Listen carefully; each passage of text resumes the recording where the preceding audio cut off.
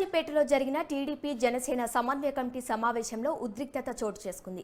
మహాసేన రాజేష్ కి టికెట్ కేటాయించడంపై ఆగ్రహించిన జన సైనికులు రాజేష్ గో బ్యాక్ అంటూ హరీష్ మాథుర్ కారును ముట్టడించి ధ్వంసం చేశారు.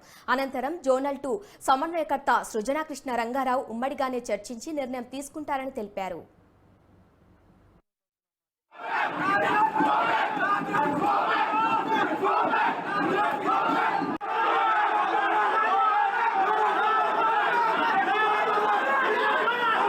అంటే ఇప్పుడు ఒక విషయం కాదండి, అనేక విషయాలు చర్చించడం జరిగింది. అనేక అభిప్రాయాలు పార్టీ ప్రతిష్టంగా ఈ కూటమి ఎన్నికలు ఎదుర్కోవడానికి అనేక సలహాలు ఇవ్వటం జరిగింది.